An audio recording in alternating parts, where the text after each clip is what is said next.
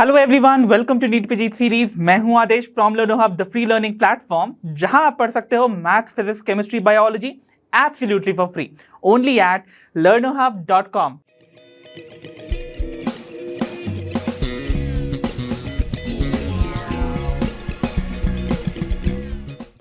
तो बच्चों, आज के सेशन में हम कवर करने जा रहे हैं the previous year questions from the chapter reproductive health. तो बच्चों, ये चैप्टर जैसा कि आप जानते हो बड़ा छोटा सा चैप्टर है, बड़ा सिंपल सा चैप्टर है और इस चैप्टर से डायरेक्ट क्वेश्चंस आते हैं।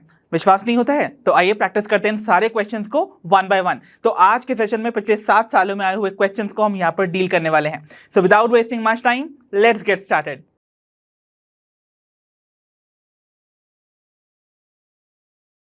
तो बच्चों, रेडी हो आप सभी आज के सेशन को बिगिन करने के लिए?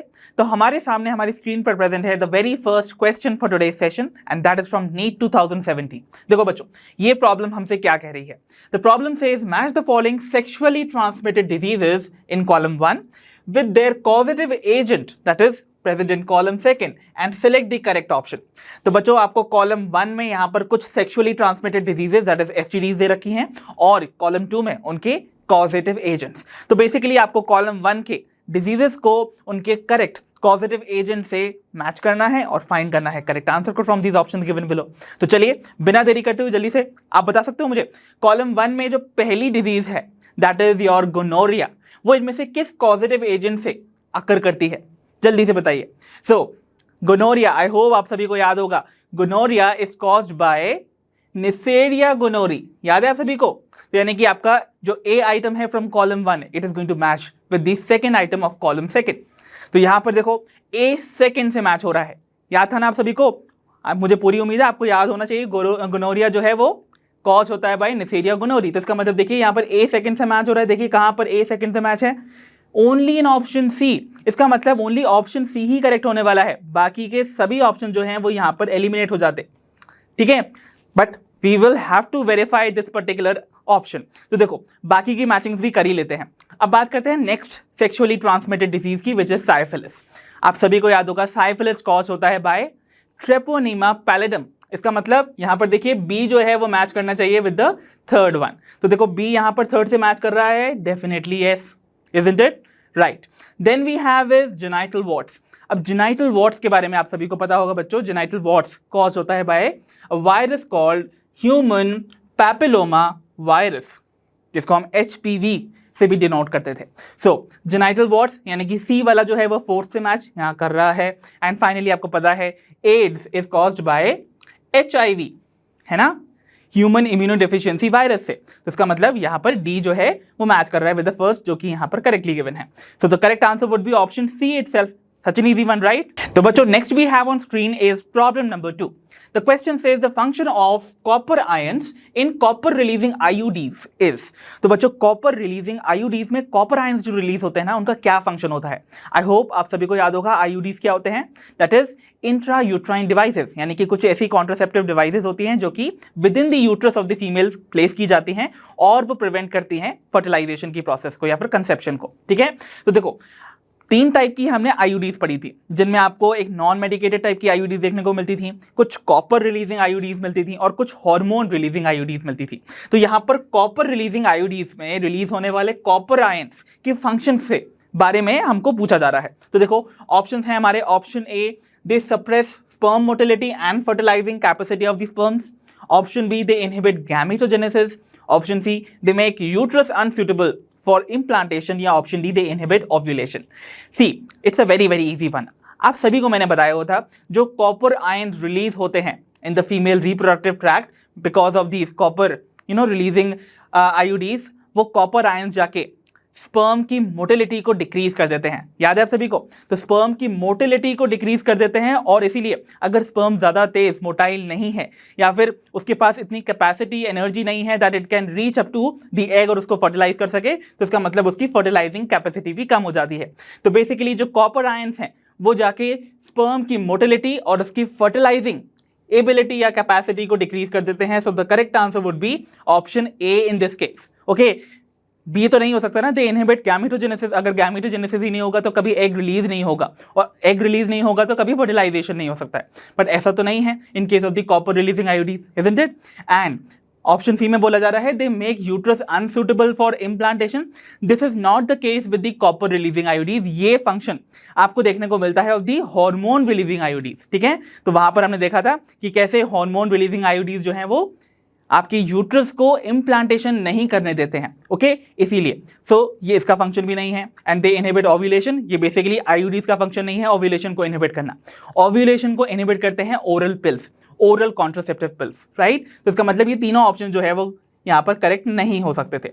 सो finally the answer which is correct would be option A itself. तो चलिए बच्चों बिगिन करते हैं with problem number 3 that is from NEET 2018। The question says बच्चों द कॉन्ट्रासेप्टिव सहेली। तो बच्चों यहाँ पर आपको कॉन्ट्रासेप्टिव सहेली, आई होप आपको याद होगा, ये कॉन्ट्रासेप्टिव जो है वो बेसिकली एक ओरल कॉन्ट्रासेप्टिव पिल है, याद है आप सभी को। और इसकी क्या खासियत है? इसकी ये खासियत है that it is a non steroidal oral contraceptive pill।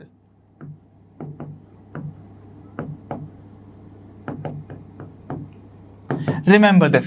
तो ये एक non steroidal oral contraceptive pill है। नाउ फर्स्ट क्वेश्चन जो मैं आपसे पूछना चाहता हूं, ये जो पर्टिकुलर पिल है बच्चों, इस नॉन स्टेरॉइडल कॉन्ट्रासेप्टिव ओरल पिल को किस इंस्टीट्यूट ने डेवलप किया है? एंड ये इंस्टीट्यूट हमारे इंडिया में ही लोकेटेड है, और वो भी अगर मैं आपको लोकेशन के तौर पे हिंट देना चाहूं तो it is located in Lucknow. तो कौन सा है वो इंस्टीट्यूट जिसने डेवलप किया है इस सहेली नाम की non steroidal oral contraceptive pill को? Let me know in the comment section below, okay. I will be waiting for your responses. तो देखो by the time we must proceed with the question itself. तो यहां पर आपको इस contraceptive सहेली से रिलेटेड कुछ स्टेटमेंट्स दे रखे हैं and we have to find the correct statement. चलिए सबसे पहले तो we'll see the first statement that says it blocks estrogen receptors in the uterus preventing eggs from getting implanted. Okay see बच्चों, basically यहां पर बात हो रही है ओरल कॉन्ट्रासेप्टिव पिल्स की।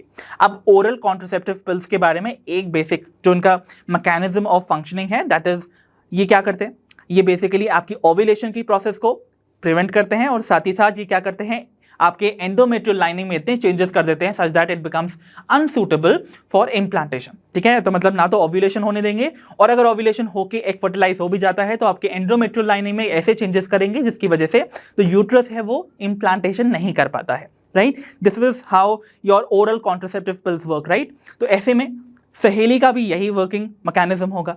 ये भी क्या करेगा, ये यूट्रस में प्रेजेंट जो आपके एस्ट्रोजन रिसेप्टर्स हैं उनको ब्लॉक कर देगा, एंडोमेट्रियल लाइनिंग को मॉडिफाई कर देगा, जिसकी वजह से यहाँ पर एग जो है वो यानी कि फर्टिलाइज एग जो है वो इम्प्लांट नहीं हो पाता है।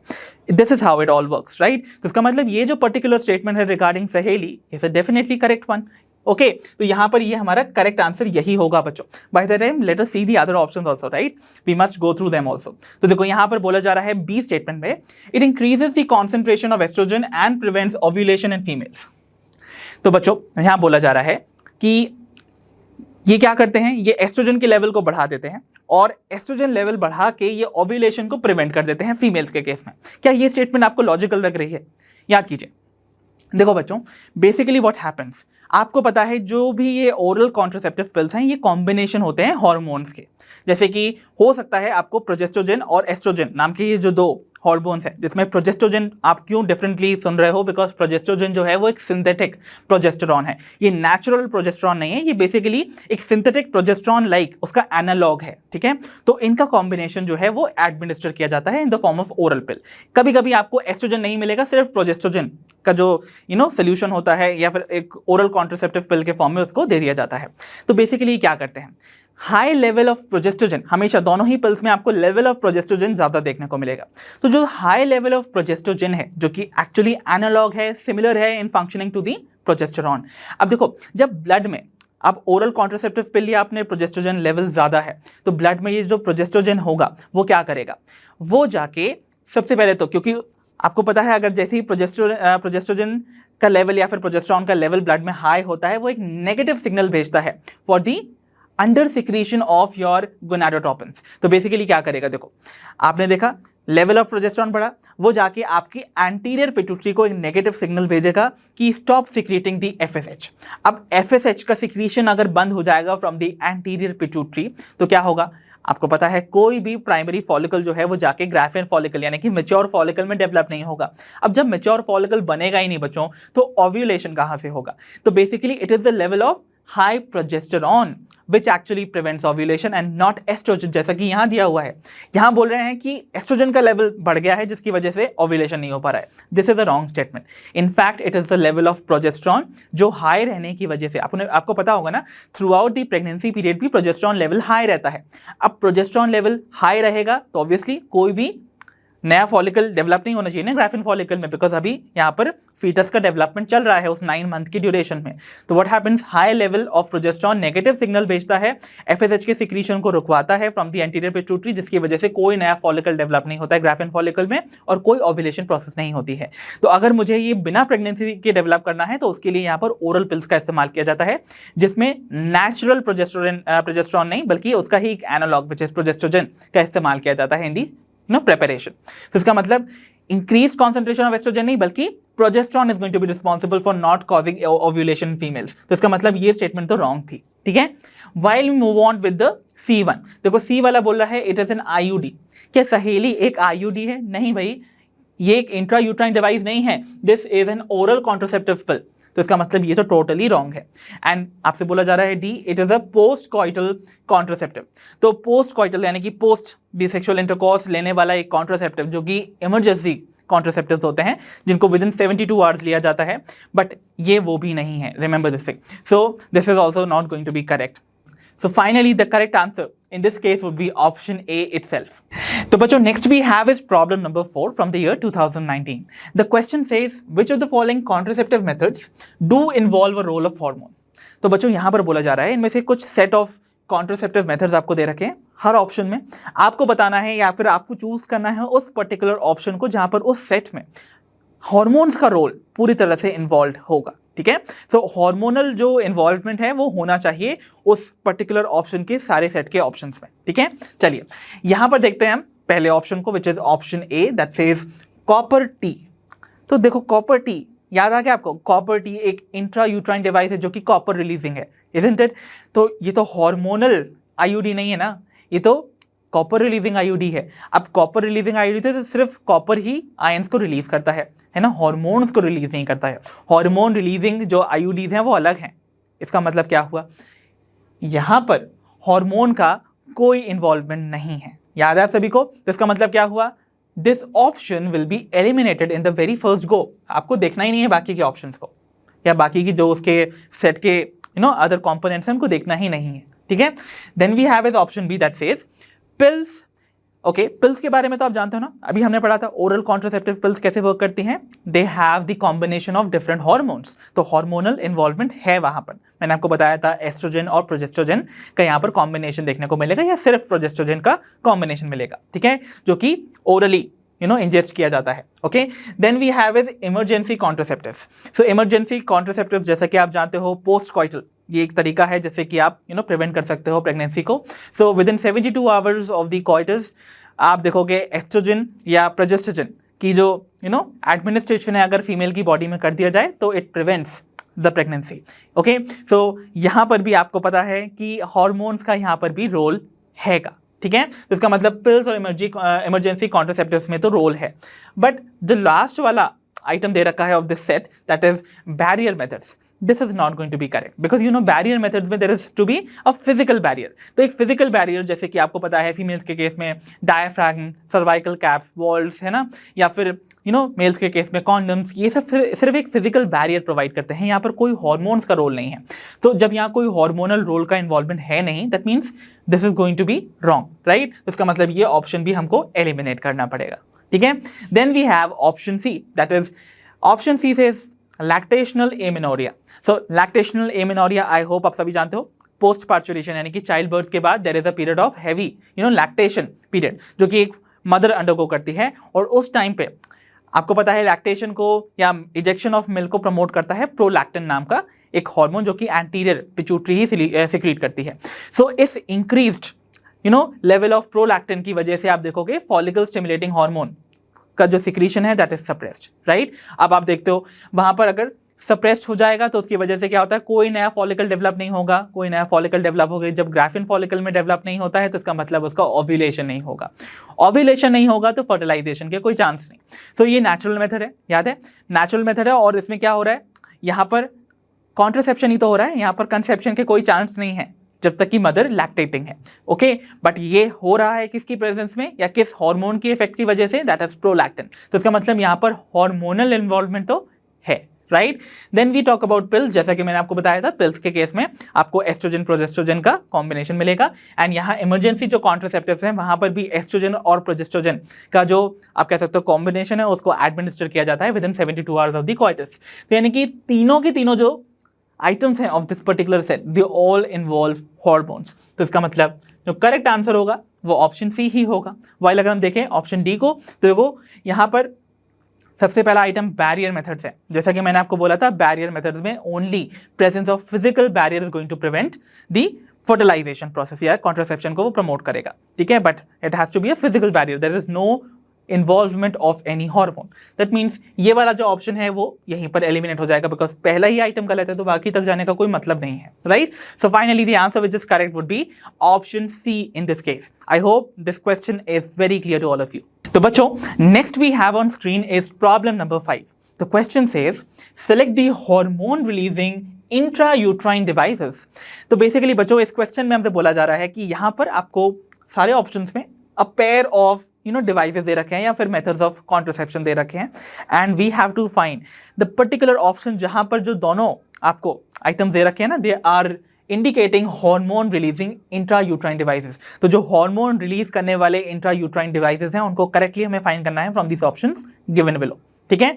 ऑप्शंस है हमारे, option A progestasert and LNG20, option B is Lippes loop multiload 375, option C wall C and LNG20, या option D multiload 375 and progestasert. तो देखो बच्चों, अगर आपने इनको अच्छे से पढ़ा हुआ है तो आपको इसका आंसर आता होगा।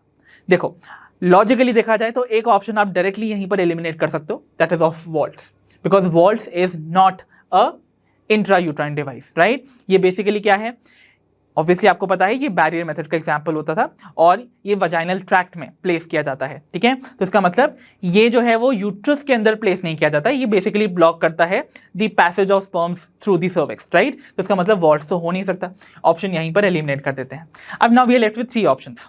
तो देखो यहाँ पर आपको याद रखना है, आपको पहला जो ऑप्शन दे रखा है दैट इज प्रोजेस्टासर्ट एंड LNG20। तो देखो बच्चों ये तो आपको याद ही रखना पड़ेंगी चीजों को।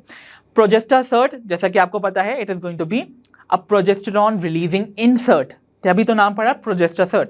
तो बेसिकली क्या होता है, ये एक सिंथेटिक प्रोजेस्टेरॉन को रिलीज करता है इनसाइड द यूट्रस। तो इसका मतलब ये एक इंट्रायूट्राइन डिवाइस है। और कौन सा हार्मोन रिलीज कर रहा है, प्रोजेस्टेरॉन। तो इसका मतलब ये हार्मोन रिलीजिंग तो है ना। तो देखो मैंने आपको बताया भी थे एग्जांपल्स के तौर पे, you have to learn them. तो progestasert is going to be a progestrogen releasing insert inside the uterus. और दूसरा जो है that is LNG20, that is okay, इसका नाम जिसको नहीं पता है मैं यहाँ पर मेंशन भी करता हूँ, दैट इज लेवनोर जेस्ट्रल 20, ठीक है। So levonorgestrel 20 is going to be again, इसका जो स्ट्रक्चर है, इसकी जो फंक्शनिंग है, it is similar to that of progesterone. और बेसिकली दोनों में ही प्रोजेस्टेरॉन लेवल जो है वो ज्यादा होगा। तो बेसिकली जब इन आईयूडीज को इंसर्ट किया जाता है inside the uterus of a female, तो ये प्रोजेस्टेरॉन लेवल को बढ़ा देते हैं बाय सिक्रीटिंग देम। अब जब progesterone level in the blood increase करता है, as I told you in the previous slide, ये क्या करेगा, ये जाके नेगेटिव सिग्नल भेजेगा एंटीरियर पिट्यूटरी को, और एंटीरियर पिट्यूटरी जो है वो FSH बनाना कम कर देगा। FSH कम बनेगा तो फॉलिकल स्टिमुलेटिंग हार्मोन अगर कम हो गया तो फॉलिकल्स का डेवलपमेंट नहीं होगा into the mature follicle, ovulation भी नहीं होगा, और ओव्यूलेशन नहीं होगा तो नेचुरली आप यहाँ पर कंसेप्शन को देख नहीं पाओगे। दैट मीन्स आपको यहाँ पर कॉन्ट्रासेप्शन ही देखने को मिलेगा, प्रेगनेंसी वुड नॉट अकर, ठीक है। तो इसीलिए progestasert and LNG20 are both going to be releasing hormones, और ये हार्मोनल सिक्रेशन की वजह से you will see that the conception will not take place। तो इसका मतलब option A in this case would be the correct one, right. बात करें अगर हम बाकी 2 ऑप्शंस की, देखो लिपेज लूप जो यहाँ पर मेंशन है ना बच्चों, lipase loop is an IUD, but ये एक नॉन मेडिकेटेड IUD है फर्स्टली। सेकेंडली आप कह सकते हो ये बायोलॉजिकली इनर्ट है, इसका कोई इफेक्ट नहीं पड़ता है, ठीक है। एंड ये जो है ना बच्चों, दिस इज जो दूसरा वाला है मल्टीलोड 375, ये हार्मोन रिलीजिंग नहीं है, ये कॉपर रिलीजिंग आईयूडी है। तो ये एग्जांपल्स हमने पढ़े हुए थे, याद है आपको कॉपर रिलीजिंग आईयूडीज के example, that was copper T, copper 7 and this Multiload 375। तो ये तो कॉपर रिलीजिंग है ना, इसीलिए ये करेक्ट नहीं हो सकता है, बिकॉज हमसे बोला जा रहा है हार्मोन रिलीजिंग। तो this option is also eliminated. और यहाँ पर भी देखिए मल्टीलोड 375 दे रखा था, which was again copper releasing. ठीक है, progesterone is given which is hormone releasing, but still Multiload 375 है, इसका मतलब ये भी नहीं हो सकता है। So finally the option which is correct is option A in this case. तो बच्चों next we have on screen is a problem from NEET 2020 and that is problem number 6. The question says, in which of the following techniques the embryos are transferred to assist those females who cannot conceive? Okay, तो basically आपको बताना है इनमें से कौन से techniques का जो कॉम्बिनेशन आपको दे रखा है in each of these options given below. आपको बताना है एम्ब्रायो का ट्रांसफर किया जाता है फीमेल की बॉडी में, और उन फीमेल्स की बॉडी में बेसिकली जो कि कंसीव नहीं कर सकती हैं। यहां पर बात हो रही है एम्ब्रायो के ट्रांसफर की। ठीक है, ओके। सो ऑप्शंस है हमारे, option A GIFT that is gamete intrafallopian transfer and ICSI that is intracytoplasmic sperm injection, right. Then we have is option B that is the ZIFT that is zygote intrafallopian transfer. Then we have is IUD that is intrauterine transfer. Option C GIFT and ZIFT and option D ICSI and ZIFT. तो देखो बच्चों embryo के transfer की बात की जा रही है यहाँ पर, और एम्ब्रायो के ट्रांसफर के बारे में हमने दो चीज देखी थी। एम्ब्रायो ट्रांसफर दो स्टेजेस में हो सकता है, फर्स्टली या तो जाइगोट की स्टेज में या फिर जाइगोट से लेकर 8 ब्लास्टोमियर्स तक जहां पर डिवीजन हो गया हो। तो ऐसे एम्ब्रायो का ट्रांसफर जो है वो डायरेक्टली किया जाता है कहां पर, फैलोपियन ट्यूब में, राइट। तो ऐसे में यहाँ पर जाइगोट या फिर an embryo with up to 8 blastomeres. तो देखो अगर मैं यहाँ पर फीमेल रिप्रोडक्टिव ट्रैक्ट में सिंपल एक आपको डायग्राम दूं कुछ इस तरीके से,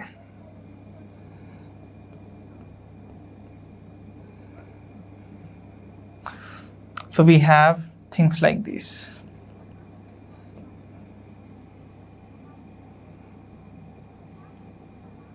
Okay, so basically what is going to happen, यहां पर दो कंडीशंस अराइज कर सकती हैं। हम यहां पर अपने एम्ब्रायो को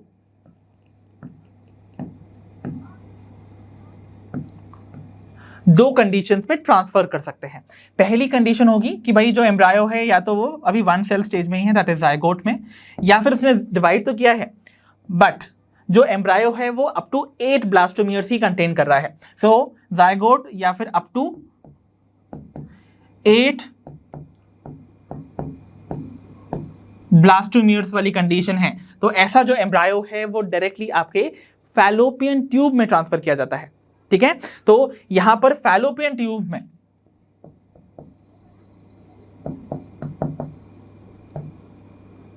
इसका ट्रांसफर करेंगे। वाइल अगर 8 ब्लास्टोमियर से ज्यादा वाली कंडीशन है, तो यहां पर है second condition that is more than 8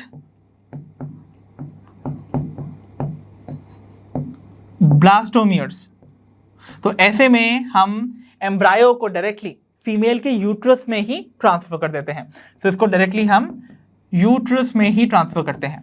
तो देखो यहां पर ये दो कंडीशन है, अगर हमें फैलोपियन ट्यूब में अपने जाइगोट या फिर एम्ब्रायो अप टू 8 ब्लास्टोमियर्स को इम्प्लांट करना है या फिर ट्रांसफर करना है ओवर हियर, लेट्स सपोज, तो इसको हम बुलाएंगे ZIFT।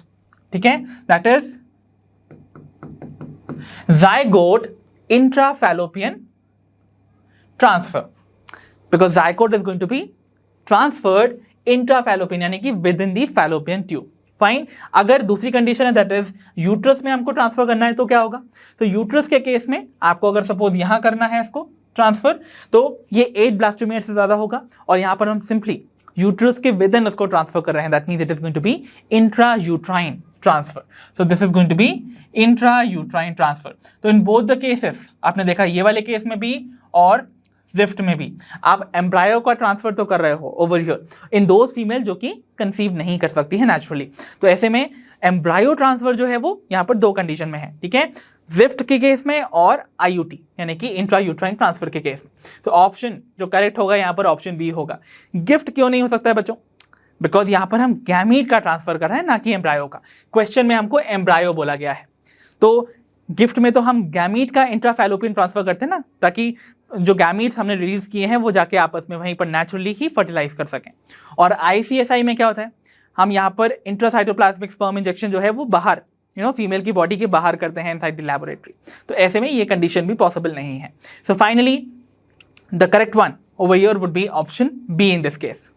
तो बच्चों next we have on screen is problem number 7 from NEET 2020.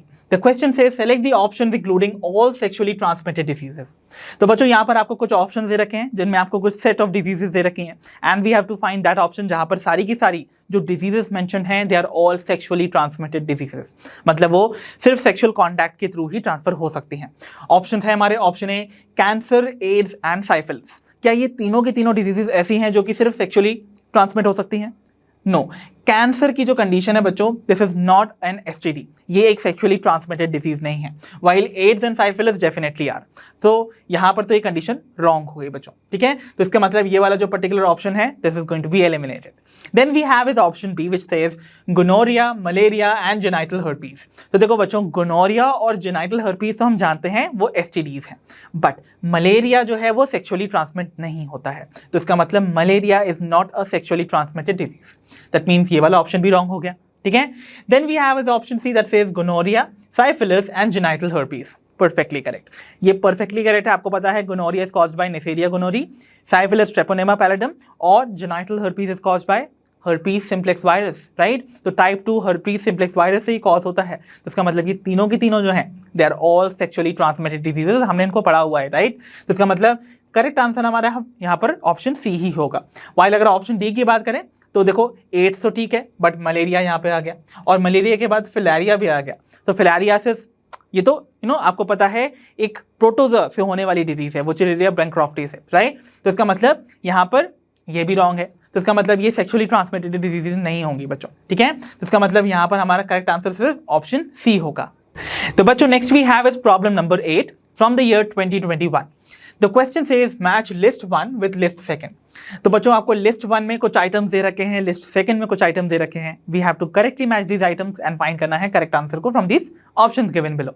चलिए, पहला जो आइटम आपको लिस्ट 1 में दे रखा है that is vaults.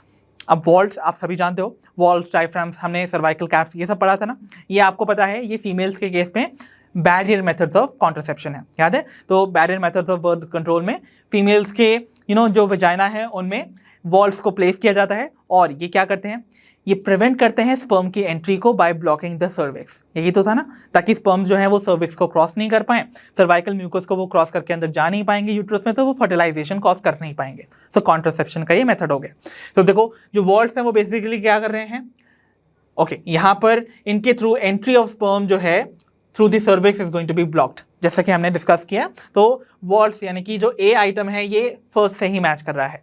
So A first से कहाँ मैच कर रहा है, इन ओनली ऑप्शन सी। तो इसका मतलब ऑप्शन सी ही करेक्ट होगा, बाकी option A, B and D ये सभी रॉन्ग होंगे, but we still have to verify. हाँ, तो देखो आईयूडीज की बात की जाए तो आईयूडीज आपको अगर पता हो, यहाँ पर आईयूडीज जो है वो फेगोसाइटोसिस कॉज करते हैं, किसका, of the sperms with in the uterus. Basically जब हम आईयूडीज को प्लेस करते हैं ना, आईयूडीज जो हैं वो यूट्राइन लाइनिंग को स्टिमुलेट करते हैं to produce more and more डब्ल्यूबीसीज। जितने ज़्यादा डब्ल्यूबीसीज होंगे, आपको पता है डब्ल्यूबीसीज के पास पावर होती है ऑफ फेगोसाइटोसिस, तो वो ज़्यादा फेगोसाइटोसिस करने लगते हैं, जिसकी वजह से जो स्पर्म्स भी फीमेल के रिप्रोडक्टिव ट्रैक्ट पे प्रेजेंट हैं वो उनको भी एनगल्फ कर लेते हैं, उनको भी फेगोसाइटोस कर लेते हैं, ठीक है। तो इसका मतलब आईयूडीज जो हैं they cause phagocytosis of the sperms with in the uterus. So I hope this matching is also clear. तो बी यहाँ पे थर्ड से मैच हो रहा है, जैसा कि आपको यहाँ पर देखने को मिल रहा है, ठीक है। Then we have is vasectomy. अब वासेक्टमी की बात करें तो वासेक्टमी में नाम बता रहा है, यहाँ पर वास डेफरेंस जो है वो यहाँ पर कट एंड लाइगेट किया जाता है, याद है ये सर्जिकल मेथड ऑफ कॉन्ट्रासेप्शन था। So surgical method of birth control में आपको रिमूवल ऑफ वास डिफरेंस देखने को मिलेगा, तो C is going to match with the second one, जैसा कि यहाँ पर है। And then we have this tubectomy. Tubectomy में tube of the female, that is obviously यहाँ बात कर रहे हैं यहाँ पर फैलोपियन ट्यूब की, तो यहाँ पर रिमूवल ऑफ फैलोपियन ट्यूब देखने को मिलेगा। तो यहाँ पर डी जो है वो 4 से मैच कर रहा है as it is given here. So finally the answer which is going to be correct is going to be option C. I know that's a very easy question, right. तो बच्चों next we have on screen is problem number 9 and this problem is from again NEET 2021. The question says venereal diseases can spread through. तो बच्चों जो venereal diseases होती हैं, जैसे कि आप जानते हो ये दूसरा नाम है of the sexually transmitted diseases. तो जो भी सेक्सुअली ट्रांसमिटेड डिजीजेस हैं उनको हम ये वेनेरियल डिजीज नाम से भी बुलाते हैं। सो जो एसटीडीज हैं वो इनमें से किन मोड्स के थ्रू ट्रांसफर हो सकती हैं, ठीक है, ओके। तो देखो यहाँ पर आपका पहला जो मोड ऑफ स्प्रेड है that is going to be using sterile needles. अब ये जो वर्ड स्टेराइल है, पहले तो इसका मीनिंग आपको पता होना चाहिए। स्टेराइल नीडल्स का मतलब होता है जर्म फ्री नीडल्स। तो बेसिकली अगर आपकी नीडल एसेप्टिक है, या फिर आप कह सकते हो कि वो विदाउट एनी जर्म्स है, तो क्या वो किसी डिजीज यानी कि सेक्सुअली ट्रांसमिटेड डिजीज को ट्रांसफर कर सकती है एक पर्सन से नॉर्मल पर्सन में? Definitely not. अगर वो नीडल स्टेराइल है, जर्म फ्री है, that means it is not going to spread the STD. तो इसका मतलब ये वाला जो मोड ऑफ ट्रांसमिशन है that is going to be wrong. Then we have is the second mode of transmission that is transfusion of blood from the infected person. Yes, देखो बच्चों, जो सेक्सुअली ट्रांसमिटेड डिजीजेस होती हैं वो basically body fluids के contact में आने की वजह से होती है। तो अगर हम एक इन्फेक्टेड पर्सन जो ऑलरेडी एक एसटीडी से सफर कर रहा है उसके ब्लड को एक हेल्दी पर्सन की बॉडी में ट्रांसफ्यूज कर दें, तो ऐसे में क्योंकि उनका जो बॉडी फ्लूइड है वो आपस में कांटेक्ट में आएगा, डेफिनेटली वो हेल्दी पर्सन भी उस एसटीडी से सफर करेगा, ठीक है। तो इसका मतलब the mode of transmission over here in the second case is going to be correct, ठीक है, okay. Then we have is the third one. Third mode of transmission is infected mother to foetus. Yes, अगर mother और foetus, आपको पता है अगर suppose mother जो है वो एक एसटीडी से सफर कर रही है और उसके अंदर एक डेवलपिंग जो फीटस है जो उसकी वूम में प्रेजेंट है, वो आपस में कनेक्टेड हैं by a connection which is the placenta. अब प्लेसेंटा के थ्रू दे आर कनेक्टेड, और प्लेसेंटा के थ्रू ही आप देखते हो जो ब्लड का ब्लड है वो सप्लाई कर रहा होता है सारी चीज़ों को, सारे न्यूट्रिएंट्स को, सारी गैसेस को, है ना। तो ये जो कनेक्शन है it is a vascular connection. अब सिंस ब्लड जो है वो डेफिनेटली कुछ ना कुछ हिस्सा जो है ब्लड का वो डेफिनेटली क्रॉस कर रहा है प्लेसेंटा को और वो फीटस तक जा रहा है, तो डेफिनेटली यहाँ पर आपको वो कॉजेटिव एजेंट्स या पैथोजेंस जो हैं वो फीटस तक भी पहुँचते हुए नजर आएंगे। तो इसीलिए जो फीटस डेवलप हो रहा होगा inside the womb of a infected mother, वो डेफिनेटली सफर करेगा with the STD. So this is going to be one condition जहाँ पर again the transmission of STD would occur, that is the spread of venereal diseases would occur. Then we have the fourth and the fifth one. देखो, fourth is kissing. Kissing के through, as I told you, kissing में there is no body fluid interaction, जिसकी वजह से ये नहीं transfer होगी. Then we have is inheritance. Again inheritance के थ्रू भी इनका ट्रांसफर नहीं होता है। ऐसा नहीं है कि फादर से मदर में आ रहा है या फिर फादर से सन में आ रहा है या फिर मदर से डॉटर में आ रहा है। This is not like that. ये इनहेरिटेंस पैटर्न शो नहीं करते हैं, ओके। तो इसका मतलब यहाँ पर सिर्फ दो ही ऑप्शन ऐसे हैं जहां पर आपको correct mode of transmission of venereal diseases बताया जा रहा है, दैट इज 2 and 3। तो 2 and 3 कहाँ पर इन्वॉल्व है बच्चों? 2 and 3 are involve in only option D. So option D is going to be our correct answer. तो बच्चों अब हमारी स्क्रीन पर प्रेजेंट है problem number 10। The question says which one of the following is an example of hormone releasing IUD. तो दिए हुए इन options में से आपको फाइंड करना है हार्मोन रिलीजिंग आईयूडी का example, hormone releasing intrauterine device का एग्जाम्पल। ऐसा ही क्वेश्चन हमने पहले भी किया है। So I don't want that you must rely on me for this answer. आपको इसका आंसर पता होना चाहिए। जल्दी से कमेंट सेक्शन में मुझे बताओ इस पर्टिकुलर क्वेश्चन का क्या आंसर होगा। मैं 30 सेकंड दे रहा हूं आपको, जल्दी से सोचो बाय द टाइम मैं ऑप्शन रीड कर रहा हूं, ठीक है। So option A is multiload 375, option B copper T, option C LNG20 या ऑप्शन डी कॉपर 7। तो क्या कुछ सोचने की जरूरत पड़ रही है? मेरे हिसाब से 30 सेकंड भी ज़्यादा है, विद इन 10 सेकंड्स भी आप इजीली रिकॉल कर लोगे। देखो दो ऑप्शन तो तुम यहीं पर एलिमिनेट कर दोगे, that is copper 7 and copper T, because they are not hormone releasing, they are copper releasing, isn't it? Okay, then मैंने आपको बोला था मल्टीलोड 375 भी कॉपर रिलीजिंग आईयूडी ही है, तो मतलब इसको भी एलिमिनेट कर दो। ऑप्शन बचा केवल C, that is option C is going to be correct, that is LNG20। और LNG20 स्टैंड फॉर लेवनोर्जेस्ट्रल 20। रिमेंबर, मैंने नाम पहले भी लिखवाया हुआ है पिछली कुछ स्लाइड्स में, okay. So remember this thing very well. Correct answer यहाँ पर ऑप्शन सी होगा। तो चलिए बच्चों बढ़ते हैं towards problem number 11 from the year 2022। The question says Lippes loop is a type of contraceptive used as. तो भाई जो लिपिज लूप नाम का ये जो कॉन्ट्रासेप्टिव है वो इनमें से किस मेथड ऑफ कॉन्ट्रासेप्शन में इस्तेमाल होता है? सो ऑप्शन है हमारे, option A cervical barrier, option B vault barrier, option C non medicated IUD या option D copper releasing IUD. तो आपको पता है लिपिज लूप जो है वो कॉपर रिलीजिंग आईयूडी तो नहीं है ना, हमने तीन एग्जाम्पल पढ़े हैं, कॉपर 7, कॉपर टी और मल्टीलोड 375, मतलब ये तो नहीं हो सकता है। वॉल्ट बैरियर भी ये नहीं है। डेफिनेटली रिमेंबर, जो लिपेज लूप है वो इंसर्ट किया जाता है inside the uterus, it is an intra uterine device. तो इसका मतलब वो बैरियर मेथड्स के एग्जाम्पल में भी नहीं आ सकता है, क्योंकि वो तो वेजाइना में इंसर्ट किए जाते हैं। सो सर्वाइकल बैरियर भी नहीं हो सकता है, वॉल्ट बैरियर भी नहीं हो सकता है। So obviously the answer is going to be a non medicated IUD. Non medicated IUD का example is going to be Lippes loop. ये बायोलॉजिकली इनर्ट होता है, मतलब ये बॉडी के साथ कोई रिएक्शन कॉज नहीं करता है, ठीक है। So remember, non medicated IUD का example is Lippes loop. Fine, okay. So finally option C is correct. तो बच्चों next we have is problem number 12। The question says which of the following is not an intrauterine device. तो देखो intrauterine device कितना important topic है। देखो कितने सारे question intrauterine device से ही बार बार आ रहे हैं। देखिए बच्चों, आपको बोला जा रहा है टू फाइंड आउट इनमें से कौन सा दिया हुआ ऑप्शन एक इंट्रायूट्राइन डिवाइस नहीं है, ठीक है। चलो ऑप्शन है हमारे, option A progestasert, option B progestogens, option C multiload 375 या option D is Lippes loop. तो जल्दी से बताइए correctly, the answer would be progestogens, isn't it? Because progestasert हमने पढ़ा था, ये एक हार्मोन रिलीजिंग आईयूडी है कि नहीं? इसको मेंशन कर लेते हैं। सो this is a hormone releasing IUD, याद है ना? देन अगर हम बात करें मल्टीलोड 375 की, this is a copper releasing IUD. और जो लिपेज लूप है ये एक नॉन मेडिकेटेड आईयूडी है। तो इसका मतलब ये तीनों की तीनों आईयूडी ही तो हैं। बट प्रोजेस्टोजेन, जैसा कि मैंने बताया था, ये एक सिंथेटिक प्रोजेस्टेरॉन है। दिस इज अ सिंथेटिक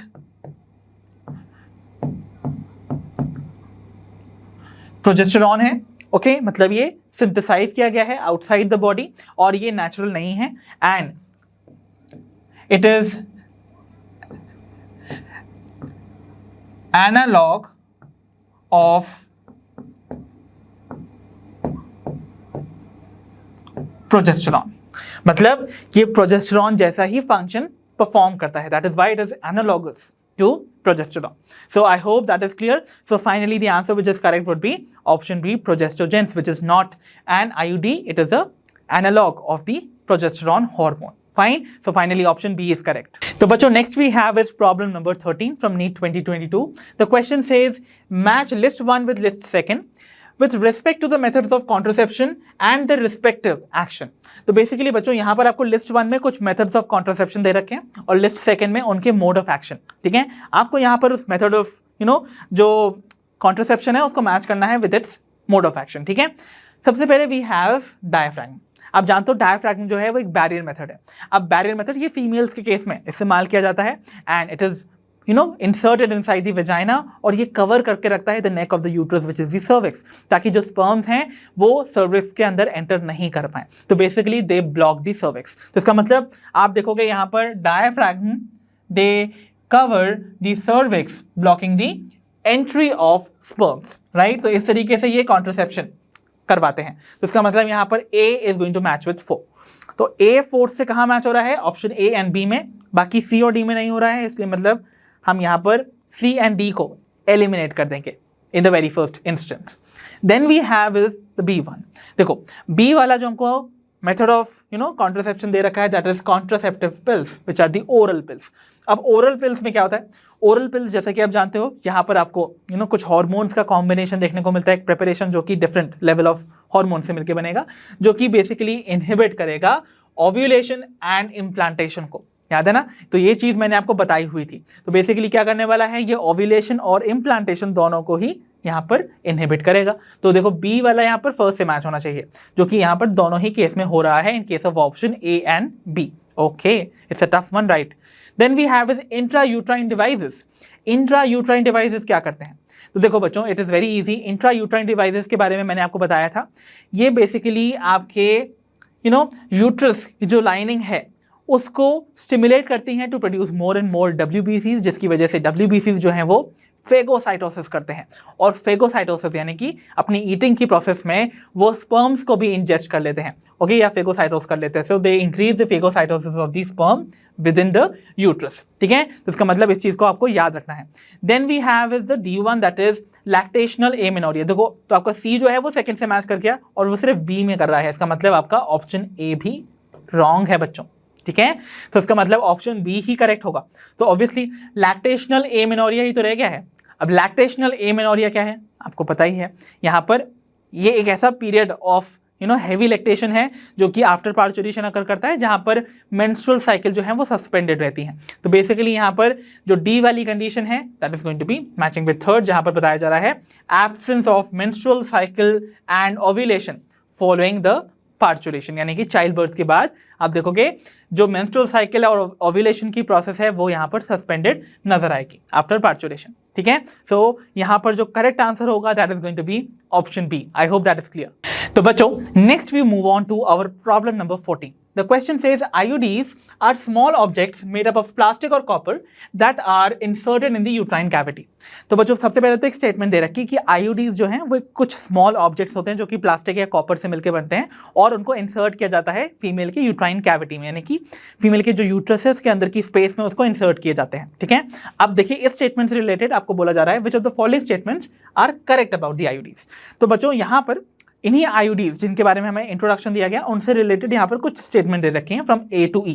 अब इन स्टेटमेंट्स को हमें केयरफुली रीड करने के बाद बताना है कि कौन कौन सी वो स्टेटमेंट्स हैं जो कि IUD से रिलेटेड करेक्ट है, और उन करेक्ट सेट ऑफ स्टेटमेंट्स को हमें फाइंड करना है from these options given below, right. चलिए एक एक करके सारी स्टेटमेंट स्टडी करते हैं।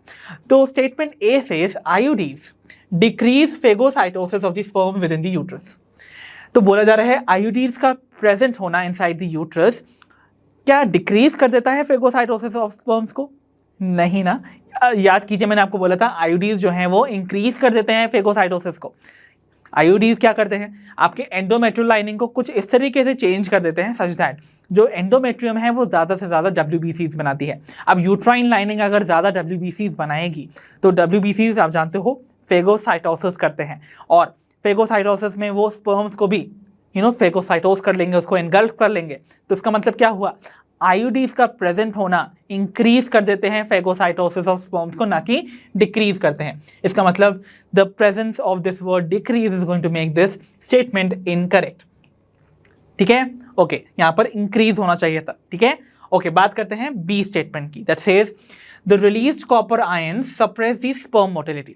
So as we are told कि भाई IUDs जो हैं वो कॉपर के भी मिलके बनते हैं, तो कॉपर रिलीजिंग जो IUDs होते हैं वो रिलीज करेंगे कॉपर आयंस को डेफिनेटली, और ये जो कॉपर आयंस है वो स्पर्म की मोटिलिटी को डिक्रीज कर देते हैं। अब ऐसा क्वेश्चन हमने पहले भी किया हुआ है, मैंने आपको बताया था कॉपर आयंस जो है वो स्पर्म की मोटिलिटी यानी कि उनके फ्लैजेलर मोशन को कम कर देते हैं, जिसकी वजह से उनकी मोटिलिटी ओवरऑल डिक्लाइन कर जाती है और इसीलिए वो रिप्रोडक्टिव ट्रैक्ट में ऊपर ज़्यादा पहुंच नहीं पाते हैं अप टिल द एग और उसको फर्टिलाइज नहीं कर पाते हैं, तो उसकी फर्टिलाइजिंग कैपेसिटी भी कम हो जाती है। ओके तो बेसिकली जो कॉपर रिलीजिंग IUDs हैं उनसे रिलीज होने वाले जो कॉपर आयंस हैं वो स्पर्म की मोटिलिटी और उसकी फर्टिलाइजिंग कैपेसिटी को डिक्रीज करते हैं, ठीक है। तो ये स्टेटमेंट तो परफेक्टली करेक्ट है, राइट। तो इसके आगे हम एक टिक लगा लेते हैं, fine.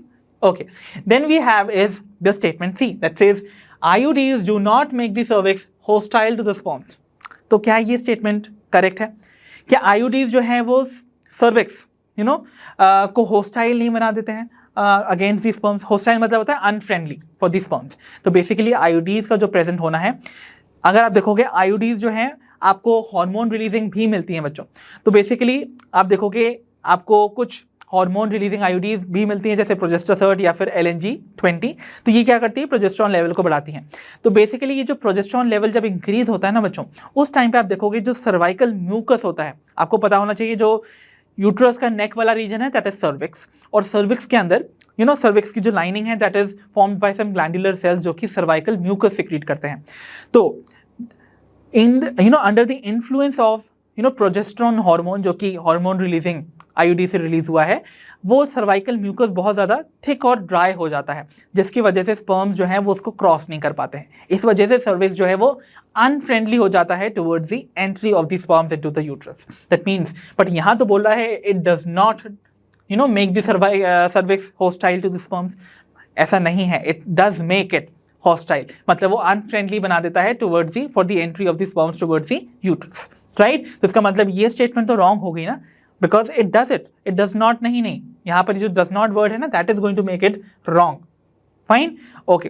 Then we have is the statement D that says IUDs suppress the fertilization capacity of the sperms. Definitely true. जैसा कि मैंने बोला था, स्पर्म की मोटिलिटी को कम कर देंगे, और स्पर्म की मोटिलिटी कम होगी तो स्पर्म जो है वो फीमेल के रिप्रोडक्टिव ट्रैक्ट में ट्रैवल नहीं कर पाएंगे, एंड वो स्पर्म जो है जाके एग को फर्टिलाइज भी नहीं कर पाएंगे. तो as such you will see it will also suppress the fertilization capacity of the sperm. ये करेक्ट है, ठीक है. And then we have is the E1 that says the IUDs require surgical intervention for their insertion in the uterine cavity. तो क्या आपको IUDs को insert करवाने के लिए इनसाइड द यूट्राइन कैविटी किसी सर्जिकल इंटरवेंशन की रिक्वायरमेंट है? क्या ये सर्जिकल मेथड ऑफ कॉन्ट्रसेप्शन में आता है? नहीं ना. क्या कोई सर्जरी से गुजरना पड़ेगा to get these IUDs inserted inside the uterine cavity? No. इसका मतलब ये वाली जो स्टेटमेंट है, this is also wrong. So the correct set of statements when it comes to the IUDs are going to be only B and D. तो B and D किस option में correct है? Only ऑप्शन D में. इसका मतलब option D हमारा correct होगा, right. तो चलिए बच्चों डिस्कस करते हैं अपनी प्रॉब्लम नंबर 15 को, जो कि इसी साल नीट 2023 में पूछी गई थी. सो बच्चों हमसे बोला जा रहा है मैच लिस्ट 1 विद लिस्ट 2. तो लिस्ट 1 और लिस्ट 2 के आइटम्स को मैच करना है और करेक्ट आंसर या मैचिंग को हमें फाइंड करना है from these options given below. चलिए लिस्ट 1 में पहला जो आपको यहाँ पर मेथड ऑफ कॉन्ट्रासेप्शन है दैट इज वासेक्टमी. अब वासेक्टमी आप जानते हो बच्चों, वासेक्टमी जो है एक सर्जिकल मेथड है जहाँ पर वास डिफरेंस जो है वो कट करके लाइगेट कर दिया जाता है, ठीक है. सो ये सर्जिकली परफॉर्म किया जाता है, hence A is going to match with the third. तो ए थर्ड से कहाँ मैच हो रहा है? Only in option A and D, मतलब बी और जो सी ऑप्शन है it is going to be eliminated. Then we have is coitus interruptus. अब कॉइटस इंटरप्टस आप जानते हो ये एक नेचुरल मेथड था, राइट. तो नेचुरल मेथड कहाँ है भाई? In the fourth one. So कॉइटस interrupts एक नेचुरल मेथड ऑफ कॉन्ट्रासेप्शन है, बर्थ कंट्रोल है. सो इसीलिए बी जो है वो फोर्थ से मैच करेगा. तो बी फोर्थ से कहाँ मैच कर रहा है? ओनली ऑप्शन ए में. तो ऑप्शन ए करेक्ट होगा और डी भी एलिमिनेट हो जाएगा, ठीक है. जल्दी से सर्वाइकल कैप्स के बारे में देख लेते हैं. सर्वाइकल कैप्स आप जानते हो ये एक बैरियर मेथड है जो कि फीमेल्स के केस में आपको देखने को मिलेगा. ये पर्टिकुलर जो डिवाइस है ये जाके क्या करता है? वजाइना में इंसर्ट होने के बाद ये सर्विक्स को कवर कर लेता है such that the entry of the sperms is blocked. Fine. Then we have is Saheli, जो कि आप जानते हो Saheli is an oral contraceptive pill. तो ये oral method of birth control है. तो बेसिकली डी जो है वो फर्स्ट से मैच कर रहा है जैसा कि यहाँ पर दिया हुआ है. So finally the answer which is correct would be option A. It's a very easy question, right. तो बच्चों अब हमारी स्क्रीन पर प्रेजेंट है problem number 16. The question says given below are two statements, one is labeled as assertion A and the other is labeled as reason B. तो basically बच्चों ये assertion reason based question है. यहाँ पर assertion में जो statement आपको दे रखी है that is amniocentesis for sex determination is one of the strategies of the reproductive and child health care program.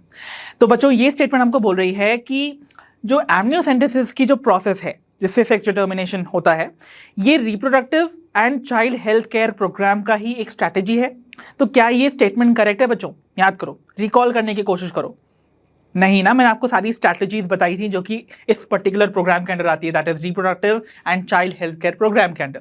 तो क्या उनमें कहीं पर एमनियोसेंटेसिस का नाम था? नहीं ना. तो it is definitely not going to be any strategy जो कि इस प्रोग्राम के अंडर आती है. दैट मीन्स ये जो स्टेटमेंट है this is wrong. Fine. And अगर बात करें रीजन की तो बोला जा रहा है रीजन में ban on amniocentesis checks increasing menace of the female foeticide. तो basically you know very well amniocentesis के थ्रू सेक्स डिटर्मिनेशन कर लिया जाता है ऑफ द फीटस, एंड इसका गलत इस्तेमाल मिस यूज किया जा रहा था inside India and several other countries. And you know getting to know about the sex of a child if it was a female, उनको मदर की वूम में ही अबॉर्ट कर दिया जाता था. So basically this was a miss use जिसकी वजह से एमनियोसेंटेसिस को बैन कर दिया गया था. सो बेसिकली रीजन जो है this is perfectly correct. Reason में दी हुई स्टेटमेंट करेक्ट है बट असर्शन की स्टेटमेंट रॉन्ग है बच्चों. तो basically if we find the correct option in this case तो आपको याद रखना पड़ेगा कि यहाँ पर that assertion is going to be false but the reason is true. Fine. तो इसका मतलब यहाँ पर करेक्ट आंसर ऑप्शन सी होगा, राइट. तो आइए बच्चों next we move on to problem number 17 from NEET 2023 Manipur. The question says which of the following statements are correct. तो बच्चों यहाँ पर आपको ए से लेकर डी तक कुछ स्टेटमेंट दे रखी हैं. इनको आपको केयरफुली पहले तो रीड करना है and then we have to find out कि भाई कौन कौन सी वो स्टेटमेंट्स हैं जो कि करेक्ट है. पहला जो स्टेटमेंट है that is reproductive health refers to total wellbeing in all aspects of reproduction. तो हमें यहाँ पर रिप्रोडक्टिव हेल्थ की डेफिनेशन दी जा रही है बच्चों। अब आपको बतानी है कि ये डेफिनेशन करेक्ट है या रॉन्ग है। हमसे बोला जा रहा है कि रिप्रोडक्टिव हेल्थ जो है that covers the all aspects of reproduction in total wellbeing, मतलब बेसिकली रिप्रोडक्शन के एस्पेक्ट्स में जितनी भी टर्म्स आप कह सकते हो रिप्रोडक्शन के टर्म्स में जितनी भी चीज़ें हैं उन सभी टर्म्स में या एस्पेक्ट्स में एक इंडिविजुअल का फिट होना या तो पूरी तरह से वेल होना would be referred to as reproductive health, and definitely this statement is perfectly correct. Then we have is the second statement that says amniocentesis is legally banned for sex determination in India. As I told you, मैंने आपको पहले भी बताया है amniocentesis की जो process है वो इंडिया में मिसयूज की जाने लगी थी to determine the sex of a child, और अगर वो एक फीमेल चाइल्ड होती थी तो उसको मदर की वूम में ही अबॉर्ट कर दिया जाता था। सो ऐसे में there were increasing number of female foeticide. तो ऐसे में टू रिड्यूस दैट और to put a check on it, यहाँ पर एमनियोसेंटेसिस की प्रोसेस को बैन कर दिया गया था इन इंडिया, एंड ये स्टेटमेंट परफेक्टली करेक्ट है। ठीक है, सो ये भी करेक्ट है। Then we have the C statement that says Saheli, a new oral contraceptive for females, was developed in collaboration with the ICMR new Delhi. तो हमसे बोला जा रहा है सहेली नाम की जो नई एक ओरल कॉन्ट्रासेप्टिव पिल है फीमेल्स के लिए वो डेवलप की गई है in collaboration with ICMR new Delhi. क्या ये स्टेटमेंट करेक्ट है? याद कीजिए, मैंने आपको बताया था सहेली नाम का ये जो न्यू ओरल कॉन्ट्रासेप्टिव पिल है this is developed by CDRI Lucknow, okay, not ICMR Delhi. Okay, तो बेसिकली ये रॉन्ग है बिकॉज ये डेवलप की है सेंट्रल ड्रग रिसर्च इंस्टीट्यूट ने इन लखनऊ। दैट मीन्स ये स्टेटमेंट हो गई आपकी wrong. Fine, then we are left with the D1। D statement में बोला जा रहा है amniocentesis is used to determine the genetic disorders and survivability of fetus। तो बेसिकली हमसे बोला जा रहा है कि amniocentesis की जो प्रोसेस है इससे हम लोग क्या कर सकते हैं, genetic disorders of the foetus, और अगर जेनेटिक डिसऑर्डर है तो उसकी सर्वाइवेबिलिटी ऑफ द फीटस को भी चेक किया जा सकता है। एंड डेफिनेटली ये इसका करेक्ट यूज है।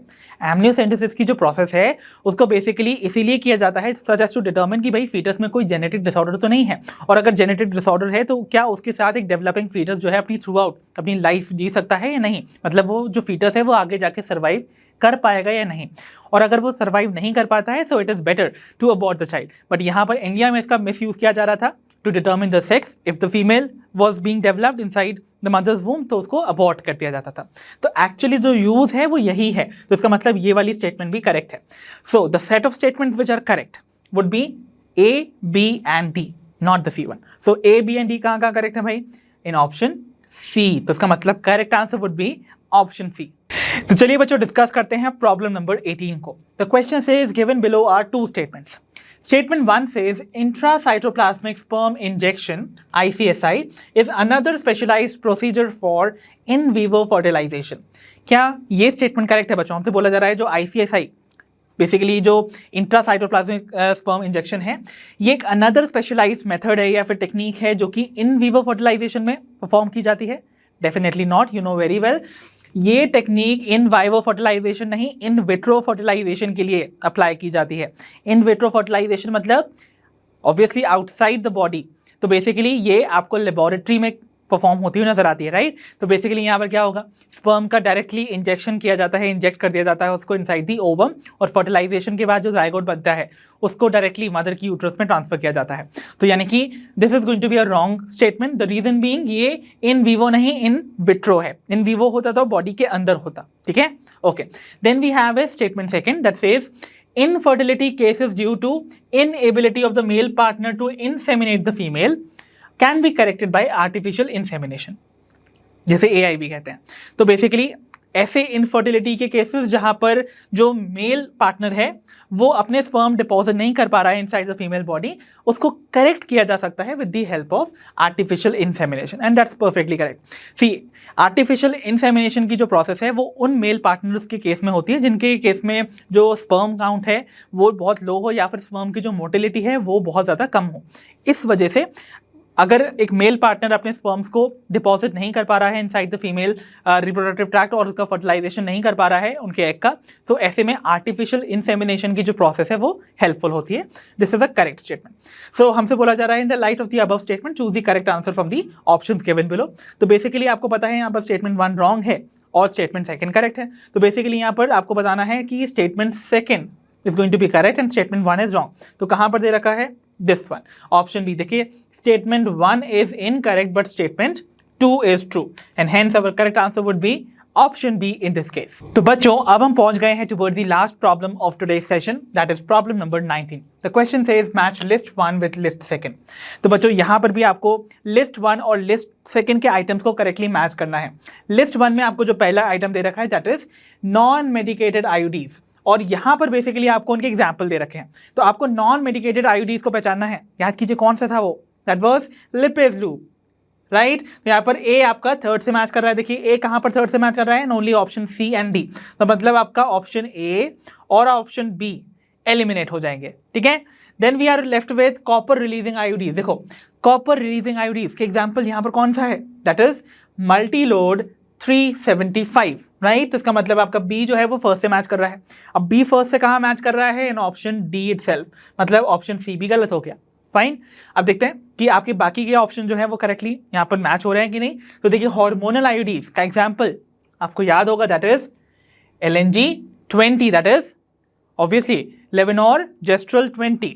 Okay, then we have is vaults. Vaults आप जानते हो they are rubber barriers basically, जो क्या करते हैं? सर्विक्स को कवर करके रखते हैं to prevent the entry of sperms. तो आपका डी यहाँ पर सेकंड से मैच हो रहा है। फाइन, तो इसका मतलब हमारा correct answer in this case would be option D. तो आपने देखा कैसे रेपिटेटिव टाइप के क्वेश्चंस आपको देखने को मिले which were directly taken up from the NCERT. तो इसीलिए इस तरीके के क्वेश्चंस हमें आइडिया देते हैं कि इस चैप्टर से डायरेक्ट क्वेश्चंस आते हैं from the NCERT itself. So read your NCERT very very well. Fine, तो बच्चों इसी के साथ फिनिश होते हैं हमारे PYQs from the chapter reproductive health. So I hope इस चैप्टर के सारे PYQs आपको बहुत आसानी से समझ आ गए होंगे and those were very easy too, right. So अब हम मिलेंगे अपनी नेक्स्ट वीडियो में। अंटिल देन आप पढ़ते रहिए, ध्यान रखिए अपना, और जैसा कि आप सभी जानते हो लर्नो हब फ्री है पर बेस्ट है।